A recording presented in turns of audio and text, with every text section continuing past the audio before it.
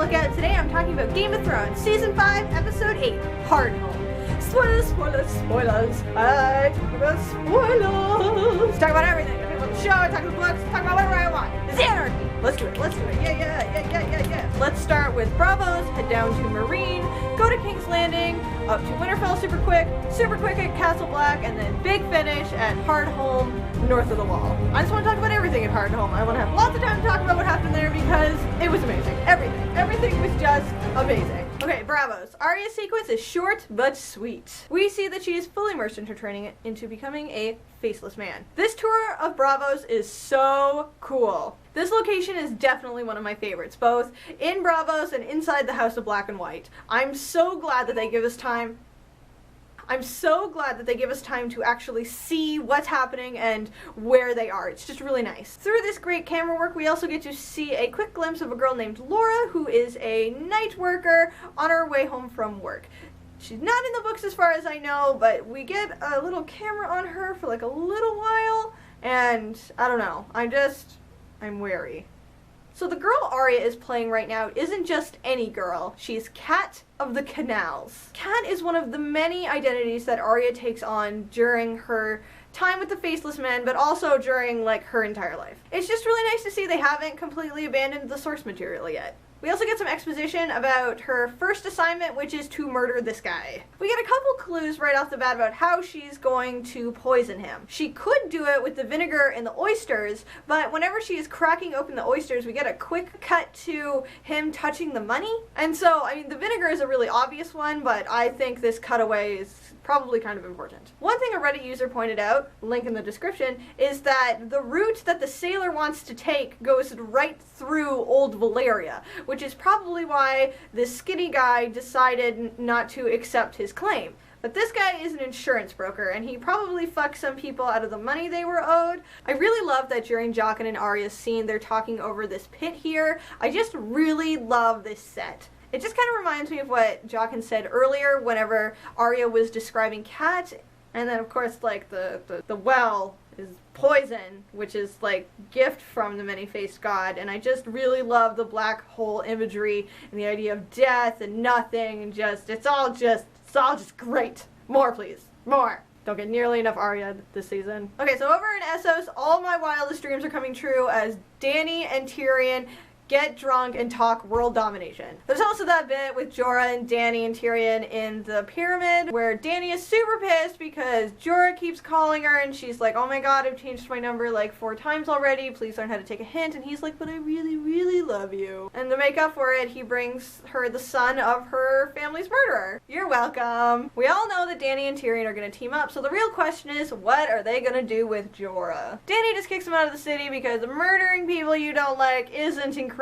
diplomatic. There are a couple of other things that I thought were really cool in this scene. When Tyrion steps away from Jorah as soon as he realizes he's on Daenerys' good side, like you can see Jorah being like, oh man, I thought we were bros. But I mean, Tyrion is out for himself. Tyrion is also not a total monster, and Jorah did save his life, so Tyrion vouches for mercy. But since Jorah was initially kicked out of Westeros for trading slaves, it's probably not a super great idea that when Dany goes back to Westeros that Jorah is on her team again, because, you know, like, they tend to frown on that, and if she wants allies in the north, this actually made me feel things for Jorah because, you know, he loves her, which, you know, isn't necessarily good enough, but he was Dany's best friend for, like, years, and now she's gotta, like, kick him out or kill him and some stuff. Like, that's gotta be rough. It's rough for Daenerys. I feel bad for Daenerys. I mean, like, Jorah's done a lot of stuff, but a lot of good stuff, and a lot of people think he's really cool, but for me personally, literally just my opinion, like, it's the tiniest violin. Sir can't take a hint, decides to sell himself back into slavery so he can fight before Daenerys at the Great Pit. That doesn't make any fucking sense. The games are supposed to be for freedmen. Jorah is a free man. Couldn't he just participate in the games? I mean, I know they had that little trial run earlier with the other slaves, but I mean, Jorah won that. Maybe you need an invitation or something, but like, why would you need an invitation to what I assume at this point is essentially going to be a giant pit with a bunch of people killing each other? Like, why would you care about whether or not people are supposed to be worthy enough to end up in a death pit? They would just die, wouldn't they? What's that? Blah, blah, blah, we just need Jorah in the Great Pits for episode 9 and 10? Why did you come back? Don't question it. More importantly, how amazing is it that they have managed to reuse this wine bottle 3 episodes now? Really, it's quite nice. I'd like one of my own. Just kidding! Oh my god, it's Daenerys and Tyrion in the same room! The two of them talk shit about families and how rough being a leader is, but Tyrion also proves that he isn't interested in serving anyone except Daenerys because he doesn't really have any stakes left in Westeros, like, except for Jaime, which he does bring up Jaime. Daenerys is as good as anyone. In fact, she's even better because she is so far one of the very few people in the series who are willing to use their power to make the lives of the people around them better. One thing the series does really well is demonstrate what happens to people when they get power or too much power. And with Daenerys, like, she just tries to make life better. And I feel like that's something worth dying for. Actually, that does make me wonder. Daenerys has got this whole, like, love of the people thing going on, but do the people of Meereen still love her, though? Because we haven't heard anything about the riots in a couple of episodes, but she did open up the fighting pit, so is that supposed to be the show's way of letting us know that Daenerys has still got an in with, like, the common folk?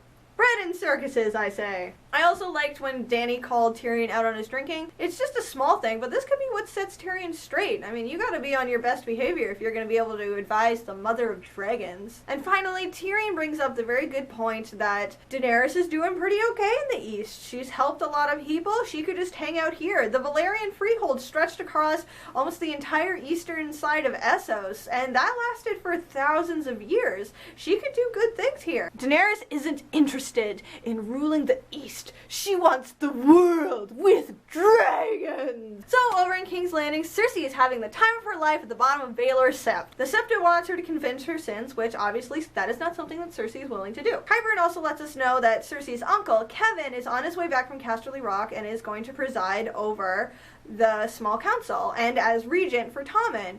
In this sequence, we also learn that not Kevin, not Tommen, not Jaime, no one in Cersei's family is going to come help her or save her. After all the bullshit she has put up with for this family, none of them have got her back. I mean, Kevin's not coming because he doesn't give a fuck.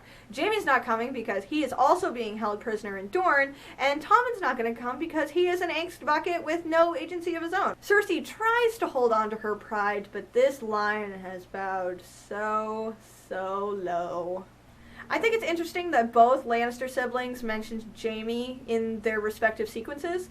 I can't imagine what it's like to be Jaime in this family with this constant tug of war between these two siblings who hate each other. Lighting change! Don't worry about it. Elsewhere in the happy land of Winterfell, Sansa finally gets a win. It's small and does almost nothing for the plot right now, but it is a win nevertheless. Theon has finally revealed that Bran and Rickon are alive. As per usual, Alfie Allen rocks my socks off with this scene. Can we keep him? Can we see him play other characters? He should just play, like, half the characters in Game of Thrones, and then just half the characters in every other series, because I want to see this guy in more things. I think he is great. But then there is this one line from Sansa that's kinda weak.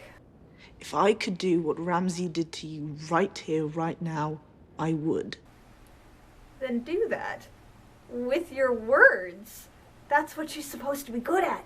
I know people keep saying that she's not exactly a master manipulator, but it would be nice to see her have some progress in it, maybe. Plus, that's a pretty awful thing to say coming from a girl who is beaten and raped every night. To me, it doesn't sound clever or powerful, and that's almost exclusively because Theon gets so many awesome lines this sequence. Like, Alfie Allen has so much to work with, but Sophie Turner just gets, like, yeah, I'd cut you apart too, damn it. Like, I know it's nitpicky. I just feel like if Sansa was given the chance to tear away at Reek, she could reveal the last bit of Theon that's left underneath or something. I mean, we did get that big reveal, so I mean, I guess, you know, this scene's still pretty good.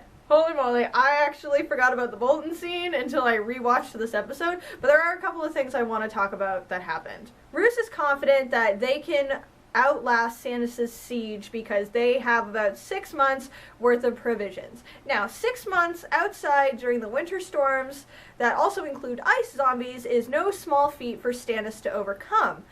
But one thing Roose is not taking into account is the fact that Stannis is the king of sieges. Like I said in previous episodes, during Robert's Rebellion, Stannis held off against the Tyrells inside Dragonstone for almost an entire year. 6 months is a walk in the park for him. Ramsay, though, he has another plan. That we hit first and hit hard and leave a feast for the crows. Oh, I see what you did. This is at least the 3rd time he's brought up being a northerner, and I think he's going to make an extremely good wintertime villain. He's ruthless and efficient, and I bet he ends up wearing Stannis' skin as a cloak. I mean, like, I love Stannis, and I want Stannis to survive, but, like, how awful would that be? Awful and amazing and sad and awful, but crazy. At Castle Black, we hear for the 3rd fucking time that Ollie doesn't trust the wildlings because they killed his family. 3rd time. And then we also get that reiterated later with Jon at Hardhome, that the crows and the wildlings are not friends. I fucking get it. Sam, how smart do you think it is to tell an upset, angsty teenager that sometimes making bad decisions results in good things? Jon always comes home, you say? You know, since everything's happy and awkward with Sam and Gilly, we're just gonna go straight to Hardhome. Hardhome, by the way, if Castle Black is here, then Hardhome's up here. For the first half of the episode, I kept thinking, like, wow, there are a lot of talking scenes in this. Like, this is a drama, so, like, people are gonna say words, but a lot of the sets are just two-ish people in a room talking to each other. Like, the tour around Bravos was very cool. I really enjoyed it. It was all very good dialogue, empowering, revealing, plot progressive, but there weren't any dragons, sword fights, sex scenes, establishing shots, or group scenes. Just mostly 2 people in a room. Then this!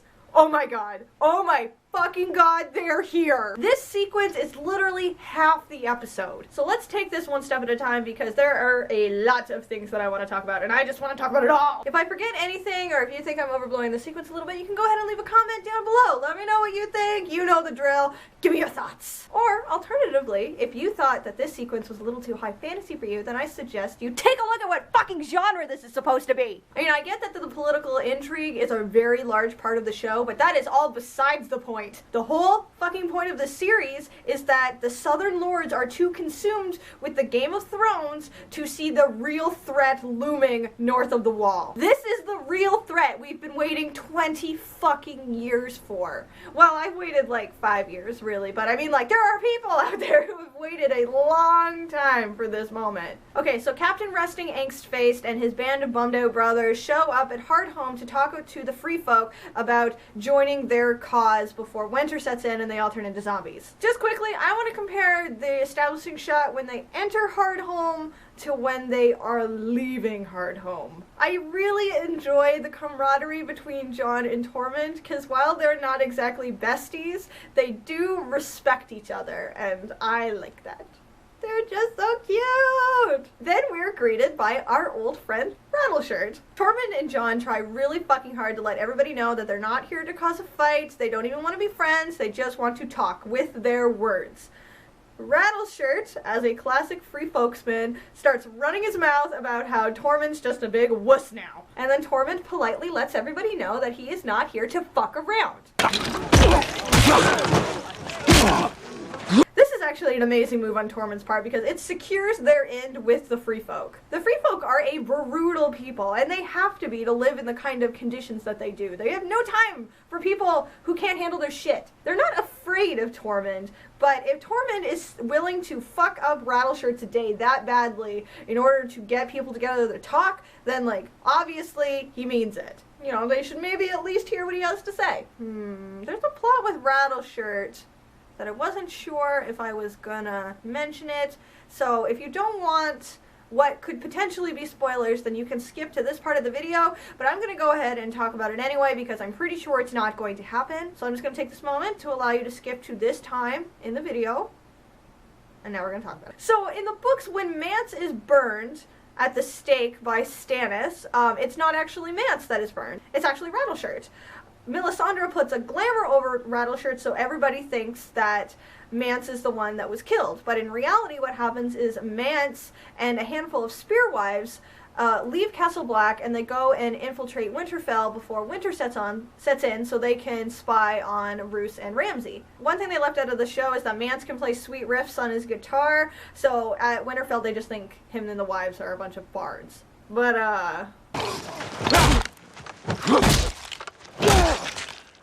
I'm gonna go ahead and say that's probably not gonna happen anymore. In the meeting with the elders, Jon reveals that they have a bunch of obsidian daggers, and the thing with obsidian is that it is extremely rare, except for in some parts of the north, Old Valyria, and on Dragonstone. And since it's so scarce, that's why Jon is willing to risk his life by running into a burning building later in order to try and save it. Jon has this sweet monologue about how they all need to band together so they can save their children, and since Cersei is a woman with a vagina, children are her greatest weakness. Tormund reassures them, again, that Jon is a really swell guy with this line. He's prettier than both my daughters, but he knows how to fight. He's young, but he knows how to lead. Tormund, if I didn't know better, I'd say you had a crush on Jon. Just a little one? Just a little tiny one? That's okay.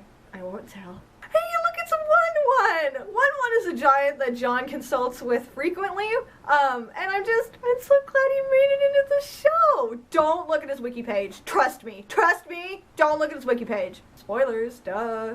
It's for your own good, okay? After that, some 5,000 free folk are put into ships to be sent to Castle Black. Hey, everybody! Cersei's a mom. She's a woman. She's got babies. Children. Her thing is children. Children and babies.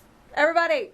Everybody babies. Okay, so it's around this time that shit starts to go down. Zombies show up, people are going crazy, this asshole decides to close the wall. It's okay though, because he's used his fodder later to demonstrate the fierceness of the White Walker blades. Thanks for trying, I guess. What the fuck is with all these fucking swords? Okay, honestly, my biggest complaint of this sequence is the fact that so many free folk are fighting with steel weapons. They don't have steel mills north of the wall, and they sure as fuck can't mine permafrost for iron. The free folk use primarily bone, stone, and bronze weapons. The only bits of armor that they have are ones that they've stolen from people that they've killed who have come north of the wall. They don't make their own steel and iron tools. They use primarily like boiled leather and stuff they can make by hunting and with campfires. You could argue that Hardhome being one of the biggest free folk settlements, that they're more likely to have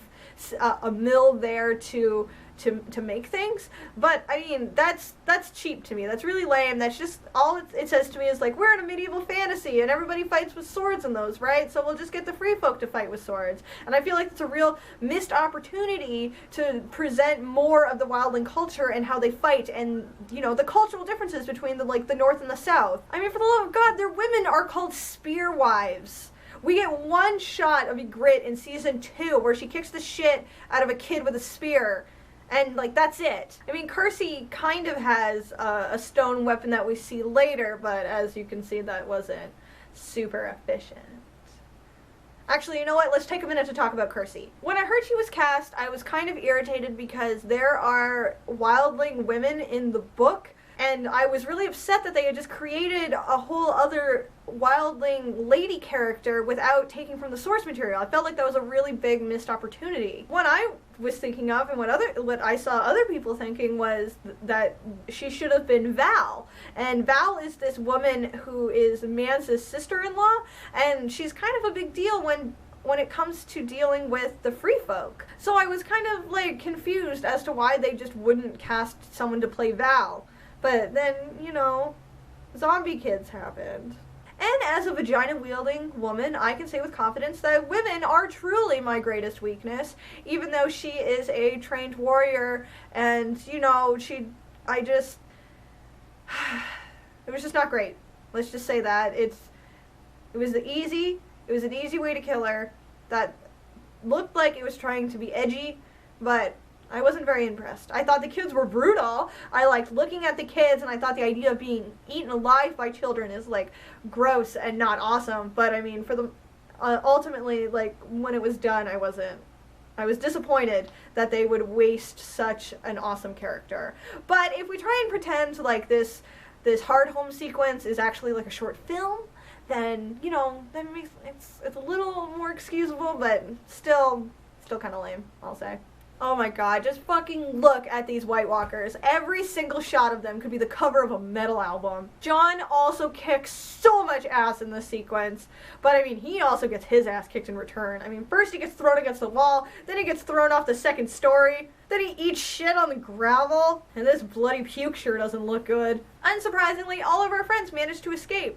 Oh my god, Tormund, you gotta stop with this. You're gonna break my heart already. Tormund Giantsbane is not afraid to cry because real men are not afraid to show their emotions. He just watched his friends and family get slaughtered. They just spent the last 25 minutes letting me know that Tormund is really tight with all these people, and then they just killed him in front of him. Oh man, buddy, I'm sorry. Okay, one thing I gotta say though is, like, why the fuck did they stop rowing? Can whites not swim or something? They're like 20 feet away from the dock for like 2 full minutes! Okay, so to excuse the scene, I'm gonna say that the White Walkers are not only sentient, but they're a bunch of dicks. They want Jon and the crew to return to Castle Black and let everybody know that the White Walker army is coming. But that also doesn't make any sense because the White Walkers have been lying in wait for 8,000 years, presumably so that everybody would forget about them and then they would fall back into legend and then they could just descend upon the realm unexpectedly and just wipe out everybody. Actually, you know what? Forget it. Let's talk about this scene instead.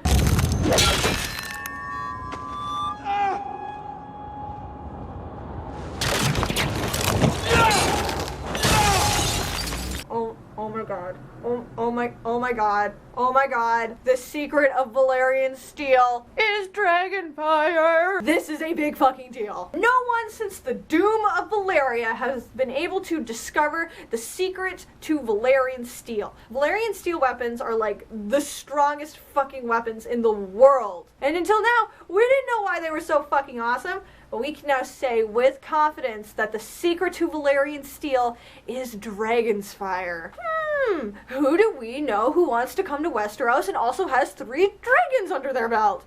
Oh, I pooped my pants a little when this happened. I mean, like, I want Jon to be the prince that was promised so badly. He wants to help and he's so hot and so badass. I just want him to have it. And with that, that's the end of the episode. Oh my god! Oh my god, what are they gonna do in episode 9? I mean, like, I have an idea, but what do you guys think could happen? It could be almost anything, especially since it looked like a lot of their budget went into this whole sequence of events. Okay, but that's the end of the episode, I guess. So, no Olenna, Marjorie, or Loras. No Peter Baelish, no Alliser, no Stannis, Dorne, or pirates. Shockingly, no pirates. We haven't seen them at all this season. And no Varys. I guess I can stop complaining about never seeing any wildlings anymore. Wow! You know, whoever directed this would probably talk to the guy who's taking care of the Dorne scenes right now, because like this was amazing. This was practically a short film. It was like half an hour. The choreography and the filming in this entire sequence was awesome. I was like yelling at my TV when things were happening. I thought it was so cool. I don't think I've been this excited for Game of Thrones since like the beginning of season 4, and knowing what was gonna happen with Oberyn at the end of the season. I mean, I'm excited again. I don't know what's gonna happen, and I just, you know, I want a happy ending for all my favorite characters, but like, who knows if what's gonna happen or what's gonna go down or what the end game even looks like. I'm just really excited. So that's my rewind for this week. Thanks so much for watching, guys. I really appreciate you giving me your time every week. If you liked this video, do me a favor and hit that like button, and maybe consider sharing it with some of your friends who also enjoy yelling at Game of Thrones. If you want to catch me on social media, I also have Tumblr, Twitter, and Instagram. If you're curious about what else I do, you can check out my channel, subscribe to see more. I usually do comic reviews, unboxings, outfit videos, and in the future I'm hoping to do more Game of Thrones videos. I'm definitely going to finish up this season, and I have a lot of feelings about all kinds of stuff. Whoops. For those watching these as they come out, sorry this one's a little late. I've got like dental things happening right now, so they're taking up a lot of my time, and of course like that eats into my work time, which unfortunately like has to take precedence over my videos. I mean, like, unless you guys want to share this video enough so that I can make enough money to pay for my bills and rent and all the things I like to buy. Haha. Haha. Anyway, thanks again, guys. I'll see you next week. Valor Morgulis.